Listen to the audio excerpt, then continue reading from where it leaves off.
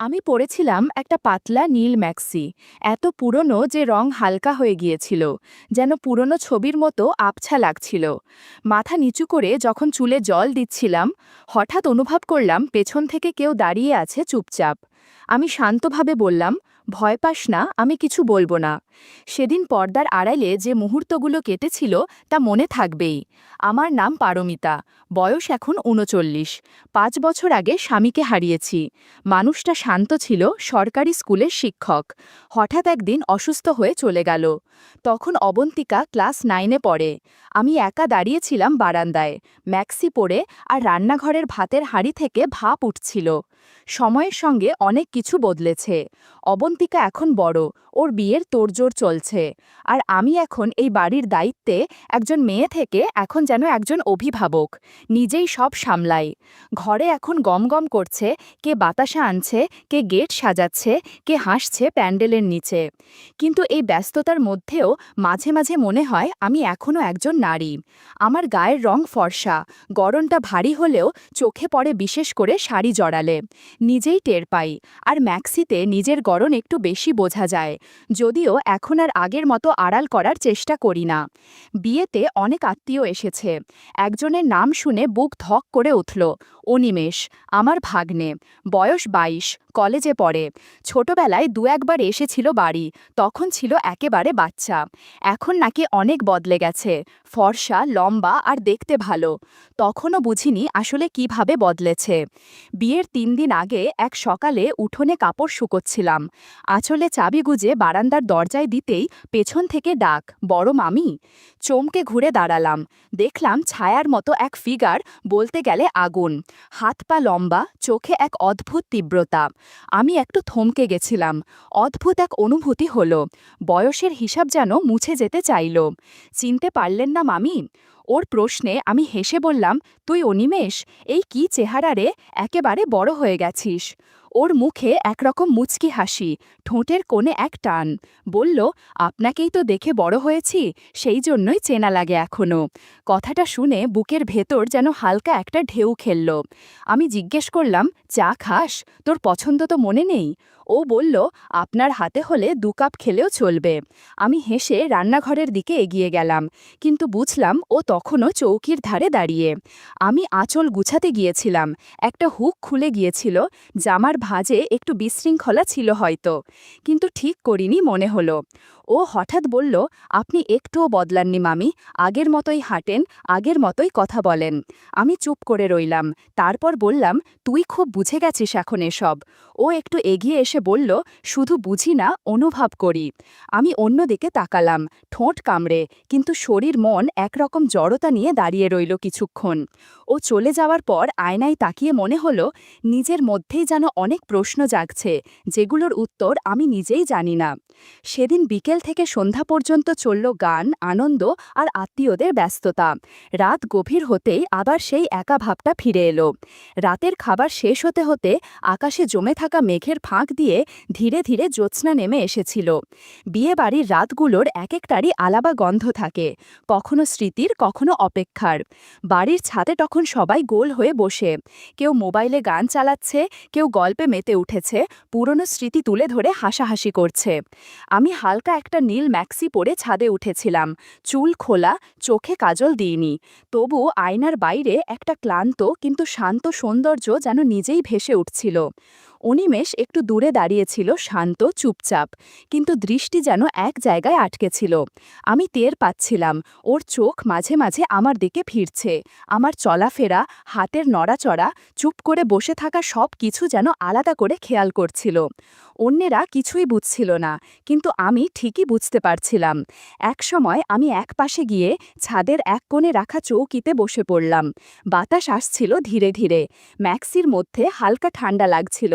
জ্যোৎস্নার আলোয় সবকিছু একটু বেশি উজ্জ্বল আর হালকা লাগছিল, যেন কাপড়ের ছায়া ও আলোর মিশ্রণে শরীরের বাইরের আকার নয়, বরং উপস্থিতিটাই চোখে পড়ছিল বেশি। তখন কেউ খেয়াল না করলেও আমি বুঝতে পারলাম, অনিমেষ একটু একটু করে হেঁটে আমার দিকে এগিয়ে আসছে, চুপি চুপি, যেন সামনে কেউ না দেখে।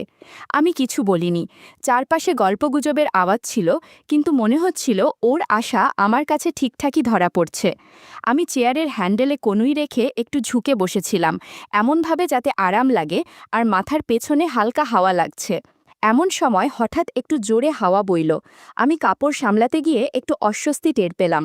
মনে হলো কেউ হয়তো তাকিয়ে আছে, হয়তো নয়। ঠান্ডা বাতাসে ডা শিরশির করছিল। চোখ তুলে পাশে তাকাতেই দেখি অনিমেষ দাঁড়িয়ে আছে। মুখে কিছু নেই, কিন্তু চোখের দৃষ্টি গম্ভীর, ভাবলেশহীন, যেন কি বোঝাতে চাইছে। আমি তাকিয়েছিলাম কিছু সময়, তারপর নিজেই চোখ নামিয়ে নিলাম। ভিতরে কেমন যেন চাপা কাঁপুনি হচ্ছিল। মাথায় শুধু একটা ভাবনাই ঘুরছিল, ওর চোখে আমি আসলে কেমন। মনটাকে বুঝতে পারছিলাম না, কারণ চারপাশে এত মানুষের মাঝেও নিজেকে একা, দৃশ্যমান এবং লক্ষ্যবস্তু বলে মনে হচ্ছিল। আলো ছায়ার ভেতর দিয়ে আমার আর অনিমেষের নিঃশব্দ দৃষ্টির এই সংযোগ যেন কথার চেয়ে বেশি অর্থ বহন করছিল। সেই রাতটা অনেকের জন্য গল্পের, অনেকের জন্য হইচইয়ের, কিন্তু আমার জন্য ছিল এমন একটা রাত যেখানে জ্যোৎস্না শরীর ছুঁয়ে গেলেও মন ছুঁয়ে গিয়েছিল এক পুরনো রকমের অচেনা অনুভব, যেটার নাম হয়তো আমি জানি না, কিন্তু উৎসটা বুঝি অনিমেষের চোখ। সেই সমস্ত টানাপোড়েন নিয়ে আমি ঘুমিয়ে পড়লাম। সকালে যখন ঘুম ভাঙল, তখন পুরো বাড়ির বাতাসে ছিল এক ভিন্ন ধরনের গন্ধ, গায়ে হলুদের দিনের গন্ধ। হলুদের পেস্ট, চন্দনের ছোঁয়া, রান্নাঘর থেকে আসা তেলে ভাজার গন্ধ, আর মেয়েদের খিলখিল হাসি, সব মিলিয়ে যেন গোটা বাড়ি এক রঙিন উৎসবে মেতে উঠেছে। আমি তখন শাড়ির ভাঁজে চুল বেঁধে উঠোনে চেয়ার পেতে বসেছিলাম। ভাবছিলাম আজকের দিনটা হয়তো একটু শান্তিতে যাবে, কিন্তু অদ্ভুতভাবে মনে হচ্ছিল কিছু একটা অদৃশ্যভাবে চলমান, যেন কোথাও কিছু লুকিয়ে আছে আমার চোখের আড়ালে।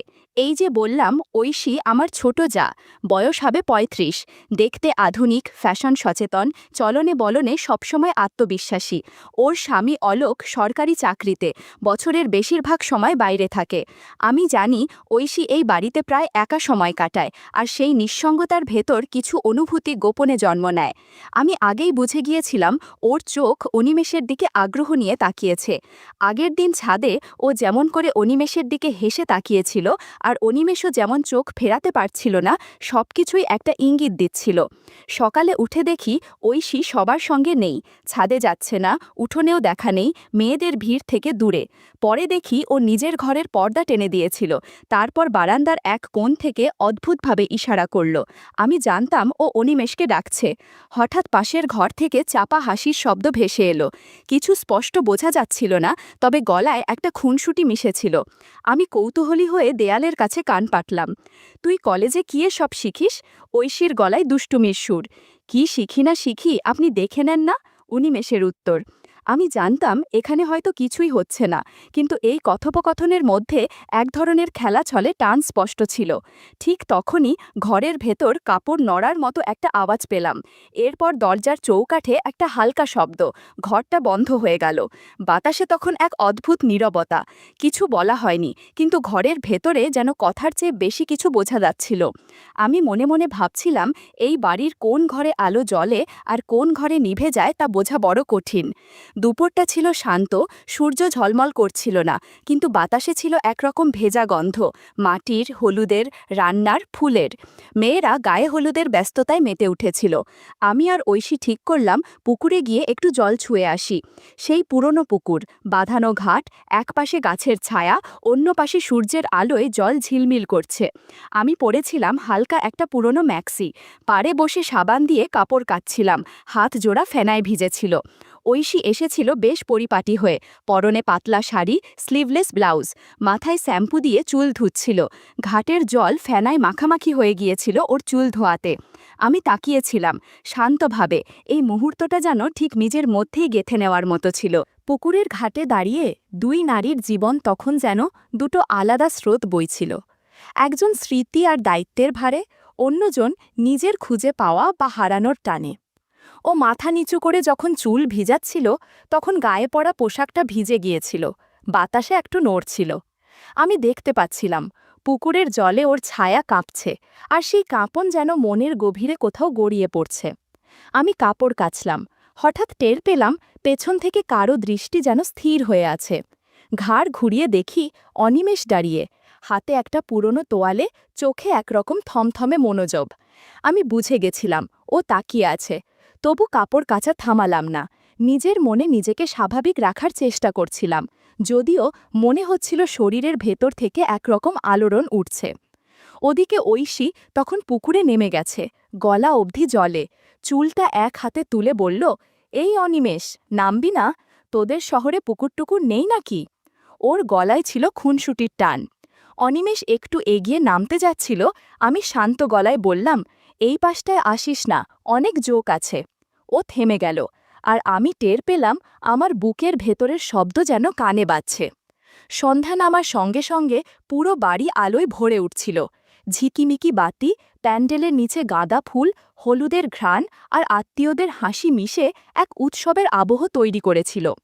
উঠোনে পাটের আসনে বসে অবন্তিকা, হলুদের শাড়ি পরে একদম যেন ছবির মতো লাগছিল।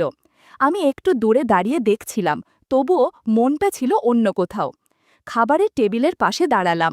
ঠিক উল্টো দিকে বসেছিল অনিমেষ, চোখে একরকম বোঝা হাসি, যেন কোনো কথা ছাড়াই অনেক কিছু বুঝে যাচ্ছে। পাতে মিষ্টির প্লেট ছিল, আমি হাত বাড়ালাম, ও একই সঙ্গে হাত বাড়াল। আমাদের আঙুল একসাথে ছুঁয়ে গেল। কেউ সরায়নি, কেউ কিছু বলেনি, কিন্তু সেই ছোট্ট স্পর্শে ছিল একরকম চাপা ধাক্কা। আমি হঠাৎ চোখে পড়লাম, ঐশী দূরে দাঁড়িয়ে আছে, ঠোঁটে হাসি, চোখে যেন কৌতূহল।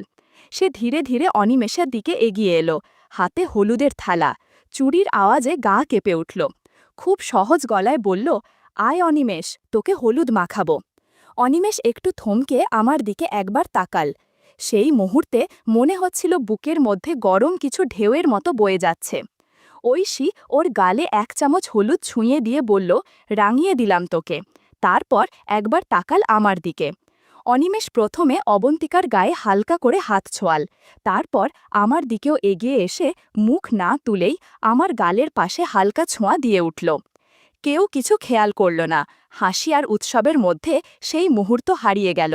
তবু আমি বুঝলাম এইটা শুধু হলুদের ছোঁয়া নয়, একটা অদৃশ্য পরিবর্তনের শুরু। তারপর অনিমেষ ঘুরে দাঁড়াল, একইভাবে ঐশীর গালেও হলুদের ছোঁয়া দিল। আমি বুঝলাম আমাদের মাঝে এখনও স্পষ্ট কিছু হয়নি, কিন্তু এক অদৃশ্য স্রোত যেন ঘুরে গেছে দুজনের মাঝখান দিয়ে। এই অনুভব কতদূর গড়াবে সেই প্রশ্নই মনে জমে থাকল সেদিন রাতে। হলুদের গন্ধে ভেজা সন্ধ্যা যখন পেরিয়ে যাচ্ছিল, তখন পুরো বাড়িটা ধীরে ধীরে নিস্তব্ধতায় ঢেকে যাচ্ছিল। আত্মীয়রা যে যার ঘরে, অনেকেই ঘুমিয়ে পড়েছে। আমি জানি এমন রাতেই কিছু সম্পর্ক নিঃশব্দে জেগে ওঠে।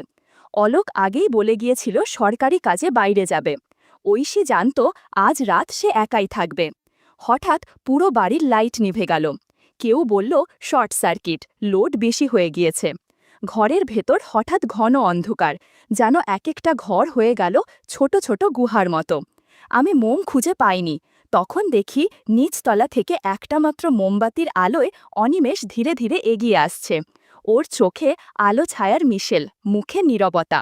আমি সিঁড়ির কোণ থেকে দেখছিলাম ও কোথায় যাচ্ছে।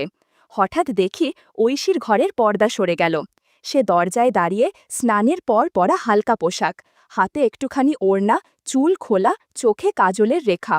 ও নিচু গলায় কিছু বলল, আর অনিমেষ ধীরে ধীরে ঘরে ঢুকে গেল। আমি জানালার পাশ থেকে দাঁড়িয়ে দেখছিলাম। মোমবাতির আলোয় ঘরের ভেতরে দুজনের ছায়া কাছাকাছি আসছে। পর্দা একটু নড়ে উঠল, বিছানার কাপড় সরে গেল হালকা হাওয়ায়। সব কিছুই যেন শব্দ ছাড়া, কিন্তু স্পষ্ট অনুভবে ভরা। তখনই ঘরের ভেতর থেকে ভেসে এলো এক শান্ত কণ্ঠ, ভয় করিস না, আমি কাউকে বলবো না তুই এসেছিলি। সেই ঘরে আলো ছিল না, কিন্তু বাতাসের ভেতর ছিল এক গভীর নিঃশব্দ টান। আমি দাঁড়িয়েছিলাম, নড়তে পারছিলাম না। ভোরবেলা রান্নাঘর যেন এক যুদ্ধক্ষেত্র। চুলার ধোঁয়া, নারকেলের খোসা আর কাজের ব্যস্ততায় মেয়েদের কণ্ঠে ক্লান্তি।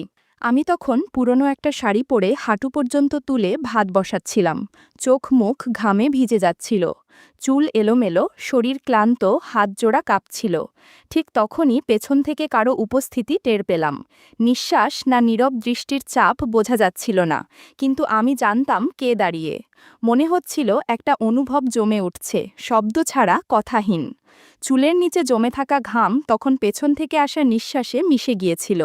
আমি একটু রুক্ষ গলায় বললাম, তুই এমন করে দাঁড়াস কেন? মুখে যতটা সম্ভব কঠোরতা আনার চেষ্টা করলাম, কিন্তু গলার নিচে যে একরকম কাঁপুনি তা লুকানো কঠিন হচ্ছিল। অনিমেষ হালকা হেসে বলল, সরে যেতে পারি, কিন্তু সত্যি চাইছেন তো আপনি?